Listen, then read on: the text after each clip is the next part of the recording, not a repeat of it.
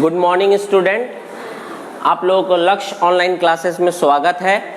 आज हम लोग न्यू सिलेबस स्टार्ट कर रहे हैं थर्ड सेमेस्टर के लिए, इलेक्ट्रॉनिक्स इंजीनियरिंग ग्रुप के लिए। Myself Pritam Kumar Yadav, MTech in electrical engineering. आप लोगों को हम जो है इलेक्ट्रॉनिक मेजरमेंट पेपर पढ़ाएंगे इस सेमेस्टर में, थर्ड सेमेस्टर में। इस पेपर में हम लोगों को लगभग 10 यूनिट पढ़ना है, 10 चैप्टर पढ़ना है, जो कि यहाँ पर आप लोगों को लिखा हुआ आप देख सकते हो। डिफरेंट टॉपिक्स है, हमारा डिफरेंट चैप्टर्स है, ठीक है ना। और ये जो मेजरमेंट पेपर है ये कम्प्लीटली जो है आप लोग के लिए न्यू पेपर है। थर्ड सेमेस्टर इलेक्ट्रॉनिक के लिए ये कम्प्लीटली न्यू पेपर है, ठीक है ना, और कम्प्लीटली डिफरेंट पेपर है, ठीक है ना। इसमें जो सबसे पहला जो यूनिट है वो हम लोग को पढ़ना है, वो है characteristics of instrument and possible errors. इसमें हम लोग बेसिकली डिस्कस करेंगे कि मेजरमेंट क्या होता है, व्हाट इज मेजरमेंट। साथ साथ हम लोग जैसे जानते हैं कि कोई भी चीज़ को मापने के लिए, मेजर करने के लिए इंस्ट्रूमेंट का होना बहुत ज़रूरी है। तो व्हाट इज इंस्ट्रूमेंट, इंस्ट्रूमेंट के बारे में भी हम लोग डिस्कस करेंगे। साथ साथ what is the main purpose of measuring instrument, what is the main purpose of measuring instrument, और फिर हम लोग significance of measurement के बारे में भी हम लोग डिस्कस करेंगे। उसके बाद हम लोग various electrical effect देखेंगे। हम लोग electrical effect क्या क्या हमारा effect होता है because of electric current, ठीक है ना। उसके बाद हम लोग possible errors के बारे में डिस्कस करेंगे, different types of error in measurement, ठीक है ना। लेकिन एरर से पहले हम लोग क्या करेंगे, कुछ बेसिक फंडामेंटल आप लोग को बता देंगे, ठीक है ना। फिजिकल क्वांटिटी क्या होता है, एब्स्ट्रैक्ट क्वांटिटी क्या होता है, यूनिट क्या होता है, ठीक है ना। उसके बाद हम लोग क्लासिफिकेशन करेंगे फिजिकल क्वांटिटी का, जिसमें हम लोग पढ़ेंगे फंडामेंटल क्वांटिटी और डिराइव्ड क्वांटिटी के बारे में। उसके बाद हम लोग सिस्टम ऑफ यूनिट्स के बारे में भी हम लोग डिस्कस कर लेंगे। सिस्टम ऑफ यूनिट्स, जिसमें हम लोग सीजीएस सिस्टम ऑफ यूनिट के बारे में डिस्कस करेंगे, एमकेएस सिस्टम ऑफ यूनिट्स के बारे में डिस्कस करेंगे, ठीक है ना। एफपीएस सिस्टम के बारे में डिस्कस करेंगे, एसआई सिस्टम के बारे में डिस्कस करेंगे। तो डिफरेंट जो है कि सिस्टम ऑफ यूनिट के बारे में भी डिस्कस कर लेंगे। तो ये सारा जो है बेसिक हो जाएगा, फंडामेंटल ऑफ मेजरमेंट हो जाएगा। उसके बाद हम लोग डिफरेंट टाइप्स ऑफ एरर के बारे में डिस्कस कर लेंगे, क्या क्या एरर होता है, ठीक है ना। और फिर कुछ कॉमन एरर के बारे में भी डिस्कस कर लेंगे इन मेजरमेंट, इन मेजरिंग इंस्ट्रूमेंट्स, ठीक है। और उसके बाद बहुत इंपॉर्टेंट टॉपिक है जो कि इसमें एक डिस्कस करेंगे, वो है different types of torque in instruments. What are the different types of torque in measuring instruments. जैसे 3 टॉर्क होता है। सबसे पहले वाले को हम लोग कहते हैं ऑपरेटिंग टॉर्क, ठीक है ना, जिसको डिफ्लेक्टिंग टॉर्क भी कहा जाता है। सेकेंड जो होता है वो होता है कंट्रोलिंग टॉर्क, ठीक है ना। और थर्ड जो है उसको हम लोग कहते हैं डैम्पिंग टॉर्क। डैम्पिंग टॉर्क में 3 अलग अलग टॉर्क आएगा हमारा, ठीक है। Air friction damping, fluid friction damping और ईडी करंट डैम्पिंग के बारे में, ठीक है ना। और साथ साथ जैसे कि ये टॉपिक है कैरेक्टरिस्टिक्स ऑफ इंस्ट्रूमेंट, तो 2 इंपॉर्टेंट कैरेक्टरिस्टिक्स के बारे में हम लोग डिस्कस करेंगे। एक होता है स्टैटिक कैरेक्टरिस्टिक्स और एक है डायनामिक कैरेक्टरिस्टिक्स। स्टैटिक और डायनामिक कैरेक्टरिस्टिक्स में कुछ इंपॉर्टेंट टर्म्स है जिसके बारे में हम लोग डिस्कस करेंगे। जैसे एक्यूरेसी क्या होता है, ठीक है, प्रिसीजन क्या होता है, व्हाट इज रेंज, रिप्रोड्यूसिबिलिटी क्या है हमारा, रिप्रोडक्टिबिलिटी क्या है, ठीक है ना। उसके बाद हम लोग डिस्कस करेंगे इसमें डायनामिक कैरेक्टरिस्टिक्स के बारे में, जिसमें टाइम लैग, फिडिलिटी, इस तरह का बहुत सारा जो है कि हमारा डेफिनेशन मिलेगा आपको। और भी बहुत सारा डेफिनेशन है, लीनियरिटी, सेंसिटिविटी, इस तरह का बहुत सारा डेफिनेशंस है जो कि हम लोग कैरेक्टरिस्टिक्स ऑफ इंस्ट्रूमेंट में डिस्कस करेंगे, ठीक है। उसके बाद जो सेकेंड यूनिट आएगा वो है हमारा गैल्वेनोमीटर। गैल्वेनोमीटर भी एक तरह का हमारा करंट सेंसिंग इंस्ट्रूमेंट होता है, जिससे हम बहुत स्मॉल वैल्यू ऑफ करंट को मेजर भी कर सकते हैं, साथ साथ हम लोग करंट को डिटेक्ट भी कर सकते हैं। तो एक तरह से हम लोग गैल्वेनोमीटर को डिटेक्टर के रूप में यूज करते हैं। तो गैल्वेनोमीटर का कंस्ट्रक्शन के बारे में पढ़ेंगे और साथ साथ इसके वर्किंग प्रिंसिपल के बारे में भी हम लोग डिस्कस करेंगे। इसमें हम लोग टॉर्क इक्वेशन भी डिराइव करेंगे, टॉर्क इक्वेशन फॉर गैल्वेनोमीटर, और साथ साथ डिफरेंट जो है कि हम लोग कंडीशन में गैल्वेनोमीटर का रेस्पॉन्स को देखेंगे कि किस तरह का रेस्पॉन्स होता है हमारा, under dam nature, over dam nature, ठीक है ना, इस तरह का डिफरेंट टाइप्स ऑफ रेस्पॉन्स है हमारा क्रिटिकली डैम्ड, ठीक है ना। तो कंडीशन, डिफरेंट कंडीशन में हमारा जो है गैल्वेनोमीटर का रेस्पॉन्स कैसा है, तो उस रेस्पॉन्स को हम लोग फाइंड आउट करेंगे, ठीक है। थर्ड जो यूनिट है उसमें हम लोग आमीटर, वोल्टमीटर और ओम मीटर के बारे में डिस्कस करेंगे।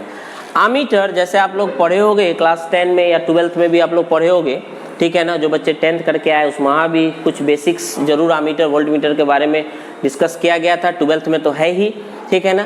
तो जैसे हम जानते हैं कि ammeter it is use for the measurement of current, voltmeter it is use for the measurement of voltage, ohm meter it is use for the measurement of resistance. तो हम लोग क्या करेंगे यहाँ पर आमीटर, वोल्टमीटर और ओम मीटर के बारे में डिस्कस करेंगे। एक तरह से हम लोग यहाँ पर देखें तो मेजरमेंट ऑफ करंट और वोल्टेज के बारे में बेसिकली फोकस किया जा रहा है, ठीक है ना। तो इसमें सबसे पहले हम लोग कौन सा मीटर के बारे में डिस्कस करेंगे, वो है PMMC instrument, permanent magnet moving coil instrument. साथ साथ हम लोग डिस्कस करेंगे डायनेमोमीटर टाइप इंस्ट्रूमेंट्स के बारे में, मूविंग आयरन टाइप इंस्ट्रूमेंट के बारे में डिस्कस करेंगे, जिसको हम लोग EMMC electromagnetic moving coil instrument भी कहते हैं, EMMC कहा जाता है। जैसे PMMC permanent magnet moving coil, उसी तरह हमारा EMMC। और उसके बाद हम लोग इसमें डिस्कस करेंगे एनहांसमेंट ऑफ मीटर के बारे में। एनहांसमेंट ऑफ मीटर, कैसे हम वोल्ट मीटर, आमीटर, इसके रेंज को हम लोग कैसे एक्सटेंड कर सकते हैं, कैसे हम रेंज को बढ़ा सकते हैं। साथ साथ आपको हम बताएंगे कि स्केल का डिज़ाइन के बारे में, कि क्यों स्केल, देखोगे आप बहुत सारा मीटर में स्केल जो है लीनियर नेचर का होता है ना, ठीक है, यूनिफॉर्म नेचर का, और किसी किसी में देखोगे नॉन लीनियर नेचर का, कहीं डिवीज़न कम कहीं डिवीज़न ज़्यादा, इस तरह का बनाया जाता है। तो ये क्यों बनाया जाता है, ठीक है, इसका क्या कारण है, उसके बारे में भी हम लोग यहाँ पर डिस्कस करेंगे। साथ साथ हम लोग कैलिब्रेशन भी देखेंगे, calibration of ammeter, calibration of volt metre के बारे में डिस्कस करेंगे। और फिर हम लोग ओम मीटर के बारे में पढ़ेंगे कि कैसे हम ओम मीटर का यूज़ करके रेसिस्टेंस को मेजर कर सकते हैं। इसके बाद हमारा बहुत इंपॉर्टेंट टॉपिक है, वो है इंस्ट्रूमेंट्स ट्रांसफॉर्मर। इंस्ट्रूमेंट ट्रांसफॉर्मर के बारे में हम लोग डिस्कस करेंगे। जैसे इलेक्ट्रॉनिक्स के लिए थोड़ा सा ये एक नया हो जाता है हमारा, क्योंकि ये ट्रांसफॉर्मर है, ठीक है, थोड़ा सा आप लोग नहीं पढ़े चीज़ को, लेकिन फिर भी हम लोग इसको बहुत ईजी वे में जाएंगे। ट्रांसफॉर्मर क्या होता है उसके बेसिक के बारे में थोड़ा सा पहले बता देंगे, और फिर इंस्ट्रूमेंट ट्रांसफॉर्मर के बारे में डिस्कस करेंगे। इंस्ट्रूमेंट ट्रांसफॉर्मर दो तरह का होता है, एक को कहते हैं हम लोग करंट ट्रांसफॉर्मर, दूसरे को कहते हैं पोटेंशियल ट्रांसफॉर्मर, जिसको CTPT भी कहा जाता है।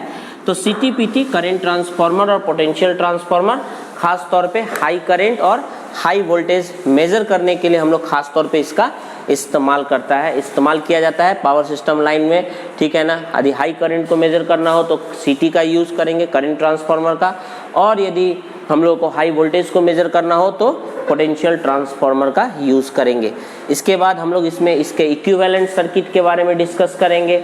उसके बाद हम लोग फेजर डायग्राम भी आप लोग को बताएंगे, phasor diagram of CT and PT, और डिफरेंट टाइप्स ऑफ एरर, जैसे आप लोग को बताएगी यहाँ पर आप लोग पॉसिबल एरर के बारे में डिस्कस करेंगे। तो एरर इज़ कॉमन, बहुत ऐसा इंस्ट्रूमेंट है जिसमें कुछ कॉमन एरर होता है, और इसके अलावा कुछ अलग अलग एरर भी है डिफरेंट इंस्ट्रूमेंट में। तो एरर के बारे में सब में डिस्कस करते हुए जाएंगे, जहाँ भी एरर होगा तो उस एरर को हम लोग लेके चलेंगे और कोशिश करेंगे एरर को मिनिमाइज करने का।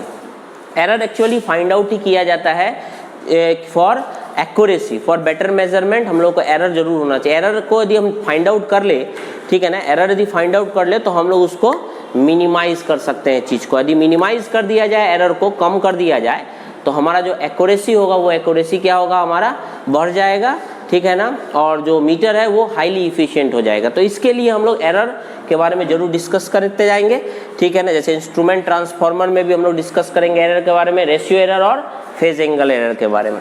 उसके बाद हमारा आएगा पावर मेजरमेंट। पावर मेजरमेंट में आप देखोगे कि पावर का डेफिनेशन लोग पढ़ेंगे।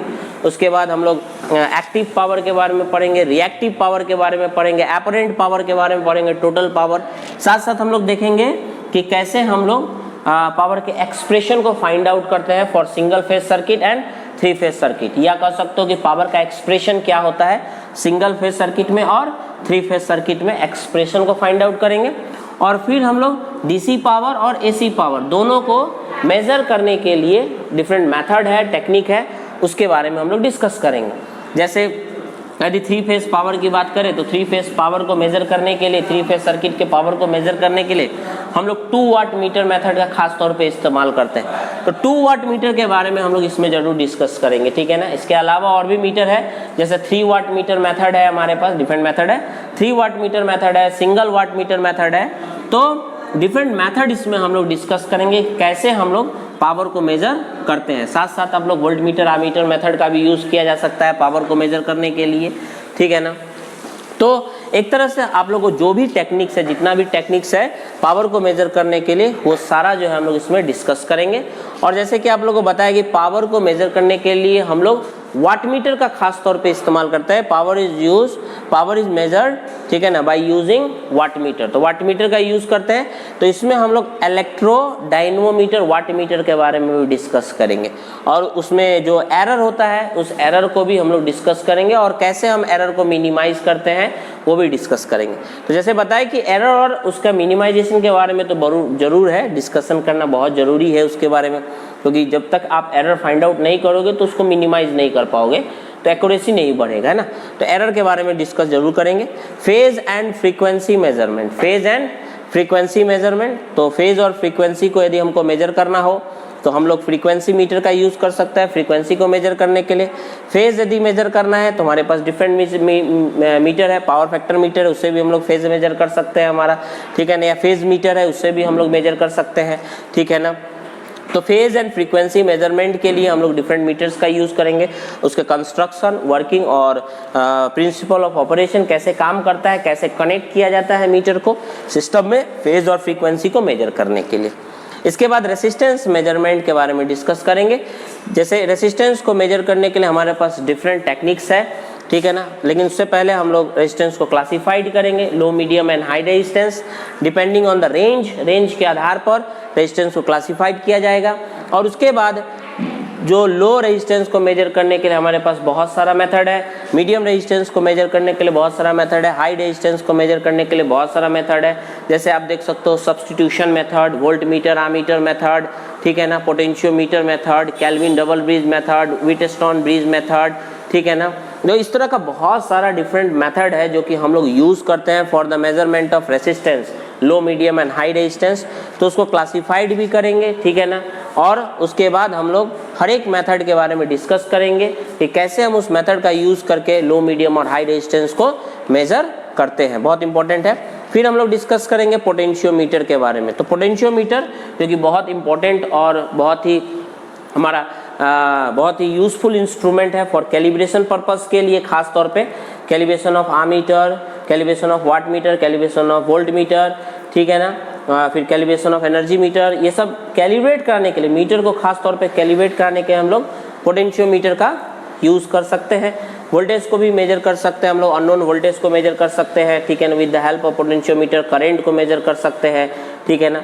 तो ये सारा चीज़ हम लोग देखेंगे पोटेंशियोमीटर। लेकिन सबसे पहले पोटेंशियोमीटर के बारे में समझेंगे, और पोटेंशियोमीटर का टाइप्स हम लोग देखेंगे कि कितने तरह का पोटेंशियोमीटर होता है, DC potentiometer, AC potentiometer, potentiometer का क्या फंक्शन है, ठीक है ना। जिसमें डीसी पोटेंशियोमीटर में बेसिक पोटेंशियोमीटर के बारे में हम लोग पढ़ेंगे, क्रॉम्पटन डीसी पोटेंशियोमीटर के बारे में पढ़ेंगे। एसी पोटेंशियोमीटर में आप लोग को मिलेगा ड्रिसडेल पोलर टाइप पोटेंशियोमीटर, ठीक है ना, गैल टिंसले कोऑर्डिनेट टाइप पोटेंशियोमीटर।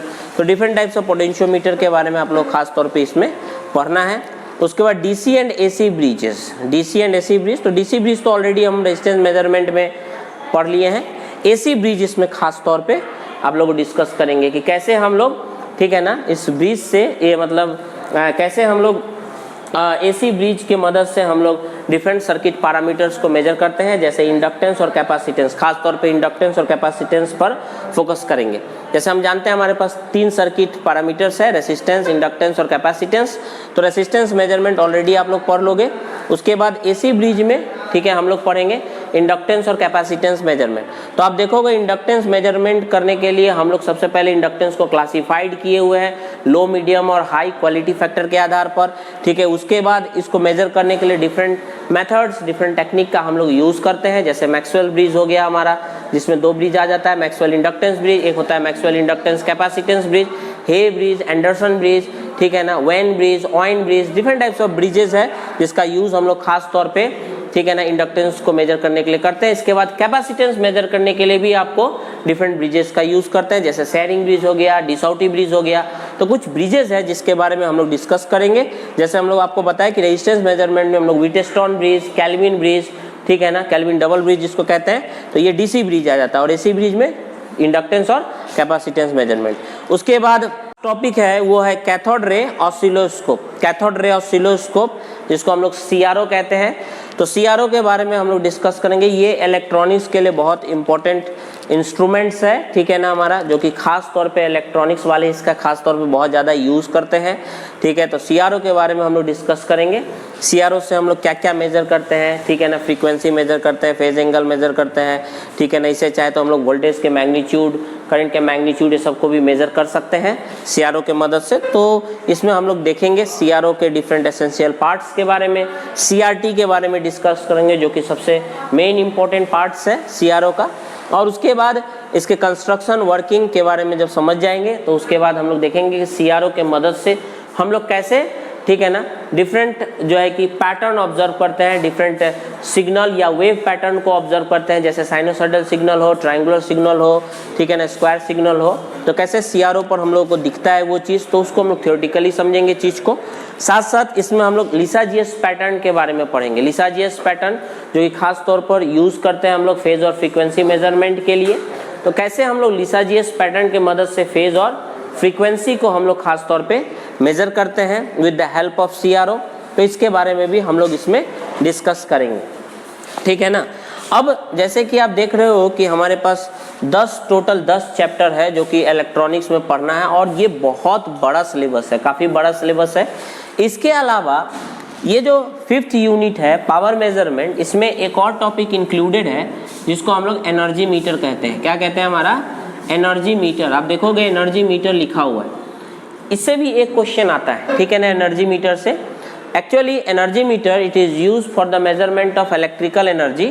तो इस टॉपिक, ये भी एक तरह एक चैप्टर है, कंप्लीट चैप्टर है, ठीक है ना, जो कि हम लोग 11th चैप्टर के रूप में इसको हम लोग कंसीडर कर सकते हैं, जिसमें आप लोग देखोगे हम लोग पढ़ेंगे एनर्जी मीटर के बारे में। आप लोग घर में यूज़ करते हो एनर्जी मीटर, घर में लगा हुआ रहता है, जो कि इलेक्ट्रिकल एनर्जी को मेज़र करता है, ठीक है ना। और उस एनर्जी मीटर के बारे में, उसके वर्किंग को, ठीक है ना, उसके कंस्ट्रक्शन को, उसके फीचर्स को हम लोग समझेंगे। साथ साथ क्या क्या एरर होता है एनर्जी मीटर में, और कैसे हम लोग एनर्जी मीटर में उस एरर को मिनिमाइज करते हैं। तो ओवरऑल देखा जाए कि 10 और 1 11 टोटल आ रहा है आपको 11 चैप्टर्स, ठीक है ना। और ऐसा नहीं है कि किसी चैप्टर से क्वेश्चन आता है, किसी से नहीं आता है। आप देखोगे प्रीवियस ईयर का क्वेश्चन यदि आप उठाते हो और उससे मिलाते हो, कंपेयर करते हो, तो आप देखोगे कि लगभग सभी यूनिट से क्वेश्चन पूछा गया है। लगभग सभी यूनिट से क्वेश्चन पूछा गया है। तो आपको जैसे कि आप लोग 100 मार्क्स का एग्ज़ाम देते हो, है ना, टोटल 100 मार्क्स का एग्ज़ाम होता है, जिसमें 70 मार्क्स का एक्सटर्नल एग्ज़ाम होता है हमारा, ठीक है। एक्सटर्नल एग्ज़ाम आप लोग देते हो, रिटन एग्ज़ाम, और उसके बाद 30 मार्क्स का इंटरनल होता है, ठीक है, जो कि कॉलेज में लिया जाता है। तो ओवरऑल 100 मार्क्स हो गया हमारा, ठीक है। इस 70 मार्क्स का जो एग्ज़ाम आप लोग दोगे, रिटन एग्ज़ाम जो दोगे, उसमें 20 मार्क्स ऑब्जेक्टिव क्वेश्चंस के लिए अलॉट किया जाता है, ठीक है। और उसके बाद आपको शॉर्ट क्वेश्चन पूछा जाता है। शॉर्ट क्वेश्चन 5 क्वेश्चंस रहता है, लगभग 5 क्वेश्चंस, और 4 मार्क्स का ईच, ठीक है। तो 5 4 जा 20 मीन्स 20 मार्क्स का ये शॉर्ट क्वेश्चन हो गया हमारा, ठीक है। 20 मार्क्स का शॉर्ट क्वेश्चन हो गया। और इसके बाद फिर 5 क्वेश्चन लॉन्ग क्वेश्चन पूछा जाता है। 5 क्वेश्चन लॉन्ग क्वेश्चन पूछा जाता है 6 मार्क्स का, ठीक है। तो 5 × 6 is nothing but total 30। This is long question, ये आपको डिस्कस ये पूछा जाएगा, ठीक है। तो टोटल हो गया 30 + 20 50, 50 + 20 इज 70। तो टोटल 70 मार्क्स का क्वेश्चन जो है पूछा जाता है एग्जाम में। और फिर 30 मार्क्स का इंटरनल हो गया, तो 70 30 इज 100, तो टोटल 100 मार्क्स का। तो आप देख सकते हो 5 शॉर्ट क्वेश्चन आएगा और 5 लॉन्ग क्वेश्चन आएगा। तो ओवरऑल टोटल क्वेश्चन हो गया 10 क्वेश्चन हो गया ना, और 20 ऑब्जेक्टिव्स तो है ही, ठीक। ये 10 क्वेश्चंस में और करके दिया हो रहेगा, मतलब 10 + 10 इज 20, मतलब टोटल आ जाएगा 20 क्वेश्चन, सब में और रहता है। आप देखोगे और करके दिया रहता है, लगभग 20 क्वेश्चन आता है। तो आप देख सकते हो कि हमारे पास 10 और 1 11 यूनिट है, ठीक है ना। और यदि 2 क्वेश्चन पूछे तो 22 हो जा रहा है, ठीक है। तो किसी से एक क्वेश्चन आता है, जैसे characteristics of instrument and possible error है, इससे एक क्वेश्चन पूछेगा। गैल्वेनोमीटर से एक क्वेश्चन आता है, ठीक है ना। बाकी जितना यूनिट है आपको दिख रहा है, इस सब से 2 क्वेश्चन लगभग पूछा गया है, जैसे आमीटर, वोल्ट मीटर, ओम मीटर, इससे 2 क्वेश्चन आता है। इंस्ट्रूमेंट ट्रांसफार्मर, इससे भी आपको 2 क्वेश्चन और में इंक्लूड कर लिया जाए तो इंस्ट्रूमेंट ट्रांसफार्मर से, फिर पावर मेजरमेंट से, एनर्जी मीटर से आएगा 2 क्वेश्चन इस तरह का। तो लगभग 2 क्वेश्चन, ये दोनों से एक क्वेश्चन लगभग पूछा जाता है। तो ये 20 क्वेश्चंस आपको अटेम्प्ट इस तरह से तैयार रखना है, जिससे कि हम यदि मान लीजिए कोई क्वेश्चन हमको नहीं आया तो और वाला क्वेश्चन भी हम अटेम्प्ट कर सकते हैं। तो आप चाहो तो जो भी क्वेश्चन इस तरह का आएगा और करके तो आप उसको अटेम्प्ट कर सकते हो। जहाँ तक बुक का सवाल है तो कुछ बुक्स हम आपको बताते हैं जिसको आप ले लीजिएगा, ठीक है ना, जिसमें आपका ये पूरा सिलेबस जो है कवर हो जाएगा, ठीक है ना। तो सबसे पहला जो बुक है वो है A.K. साहनी का बुक है, ठीक है ना। A.K. साहनी का बुक है जो कि बहुत पुराना बुक है, काफ़ी समय से चल रहा है। धनपत राय पब्लिकेशन का बुक है, ठीक है ना। हमारा काफ़ी समय से, लंबे समय से बुक पढ़ा जा रहा है, ठीक है। अच्छा बुक है, इसमें काफ़ी ज़्यादा डिटेल्ड दिया हुआ है सभी यूनिट के बारे में। उसके बाद J.B. गुप्ता का किताब आता है, कटारिया पब्लिकेशन का, ठीक है। तो ये बुक भी आप लोग ले सकते हो। इसमें आपको लगभग सारा जो है कि यूनिट उसमें कवर्ड किया गया है। बहुत स्टैंडर्ड बुक है ये दोनों, खास तौर पे कंपटीशन एग्जाम के लिए, A.K. साहनी और J.B. गुप्ता। इसके अलावा बहुत सारा बुक है। एक TMH पब्लिकेशन का बुक आता है, पृथ्वीराज पुरकेत का, TMH पब्लिकेशन, पृथ्वीराज पुरकेत का किताब आता है, ठीक है ना। TMH पब्लिकेशन 3-4 राइटर मिल के लिखे हुए, बहुत अच्छा बुक है, बढ़िया लैंग्वेज है। उसमें भी लगभग आपको पूरा जो है यूनिट कवर हो जाएगा उसमें, ठीक है। तो आप चाहो तो और भी मार्केट में डिफरेंट बुक्स है, ठीक है ना। डिफरेंट गाइड आजकल निकल चुका है, शॉर्ट क्वेश्चन टाइप, ठीक है ना, या आपको देखोगे, ठीक है ना, पब्लिकेशन के। तो बुक कोई ख़राब नहीं होता, ठीक है। ये पढ़ने वाले पे निर्भर करता है, कौन सा बुक आपके ऊपर है कि आप कौन सा बुक यूज़ कर रहे हो, ठीक है। उसको अच्छा से डिटेल से पढ़िए, चीज़ को अच्छा से समझ में आएगा। बाकी हम लोग जो है कि एक एक करके सारा चीज़ डिस्कस करते हुए जाएंगे। ये 10 यूनिट को डिस्कस करेंगे। तो जैसे हम लोग स्टार्ट करेंगे अगले क्लास में, तो सबसे पहले हम लोग स्टार्ट करेंगे बेसिक्स से स्टार्ट करेंगे, जिसमें कैरेक्टरिस्टिक्स ऑफ इंस्ट्रूमेंट और पॉसिबल एरर के बारे में पढ़ेंगे। उसके बाद थोड़ा सा गैल्वेनोमीटर को स्किप करेंगे, चीज़ को आमीटर, वोल्ट मीटर और वाट ओम मीटर के बारे में डिस्कस करेंगे। ये 3rd यूनिट लेंगे गैल्वेनोमीटर। उसके बाद हम लोग डिस्कस कर लेंगे, ठीक है। फिर इंस्ट्रूमेंट ट्रांसफार्मर, पावर मेजरमेंट, फिर एनर्जी मीटर, यहाँ पर देख सकते हो एनर्जी मेजरमेंट के बारे में, ठीक है। इस तरह जो है कि स्टेप बाय स्टेप, फिर नीचे फेज एंड फ्रीक्वेंसी, रेजिस्टेंस, फिर AC/DC, पोटेंशियोमीटर, इस तरह जो है कि डिस्कस करते हुए हम लोग जाएंगे, ठीक है। तो अगले क्लास में फिर हम लोग डिस्कस करें, मिलते हैं, फिर हम लोग स्टार्ट करेंगे न्यू यूनिट, जिसको हम लोग नाम दिया है characteristics of instrument and possible errors. Thank you.